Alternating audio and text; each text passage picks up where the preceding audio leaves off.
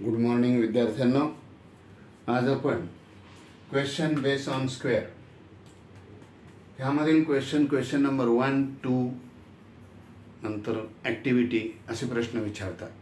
पण स्क्वेअर बोललं की आपल्याला हे 3 फॉर्म्युले माहिती पाहिजे. Diagonal of square is equal to side into √2, perimeter of square is equal to side into 4, area of square is equal to side square. हे आपल्याकडे लिहून ठेवायचे, नियमित वाचायचे.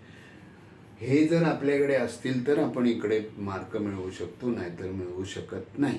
पण याच्यावर प्रश्न असतो. पुस्तकात यामध्ये प्रश्न फार कमी आहेत. पुस्तकात 2च प्रश्न आहेत. 2.1 मधील एक 6 नंबरचा क्वेश्चन आहे आणि MCQ मध्ये एक दिलेला आहे. बस 2च. आणि त्याच्याकडे आपलं थोडंसं दुर्लक्ष होतं. पण याच्यावरचं खूप सोपं, इतकं सिंपल काहीच नाही आहे.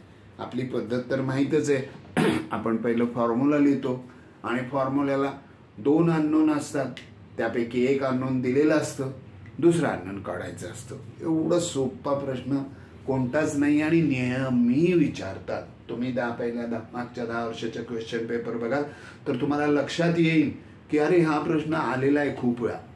तर ठीक आहे, जास्त प्रस्तावना न करता आपण आपल्या याच्या मागे लागूया. बघा विद्यार्थ्यांनो, आपल्याला इथे दिलेलं आहे. मी गेला गिवन लिहिलं. Side of square is 10 centimetre given आहे. To find diagonal, perimeter, area, सगळेचे सगळे फॉर्म्युले आपण इथे हँडल करणार आहोत. सोल्युशन मध्ये आपण गिवन लिहित असतो. गिवन काय तर side of square is 10 centimetre. कुठनं आणलं? It is given. देअरफॉर काय पाहिजे? डायगोनल. लगेच therefore diagonal of square is equal to, बघा तिकडे फॉर्म्युला आहे, साइड इंटू √2. काही मुलं हा प्रश्न कसा आहे त्यावरून आकृती काढावी की नाही काढावी असंच असेल तर काय डायरेक्ट फॉर्म्युला लिहायचं. बघा डायगोनल ऑफ स्क्वेअर काढायचे. हा पण अननोन आहे. मला वाटते साईड पण अननोन, पण साईड तर त्याने दिले आपल्याला. फक्त इथे 10 लिहा, √2 लिहा आणि सेंटीमीटर लिहा. झालं, संपलं प्रश्न. पहिल्या प्रश्नाचं उत्तर झालं. काय झालं तर diagonal of square is equal to 10 √2 centimetre. चला दुसरं करूया. दुसऱ्याला आपण जरा ब्लॅक पेन घेऊया, म्हणजे दुसरा आहे तुमच्या लक्षात येईल. ठीक आहे, असू द्या. आता काय विचारले? पेरिमीटर.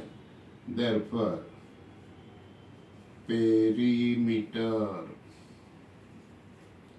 ऑफ स्क्वेअर एका ओळीचा आहे इज इक्वल टू, फॉर्म्युला आहे साइड इंटू 4. मग लिहू का साइड? साइड तर किती दिलेली 10 into 4 is equal to 40 centimetre. आता राहिला काय? एरिया. मग इथे लिहिणार third, area of square is equal to side square. चला साइड 10 दिले, 10 चा स्क्वेअर, एकाचा 1, एका शून्याचे 2 शून्य, सेंटीमीटर स्क्वेअर. Very good. आता नंतर काय करतील माहिती आहे तुम्हाला? इथे तुम्ही जे काढले, पेरिमीटर काढले, तुम्हाला पेरिमीटर देतील आणि दुसरं विचारतील.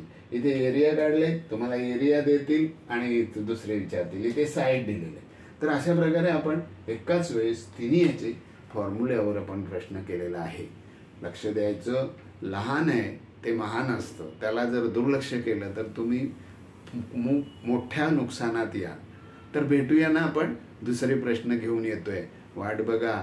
तोपर्यंत हा शांततेत ऐका आणि एकदा लिहून काढा. बस पुन्हा एकदा एक पाठी.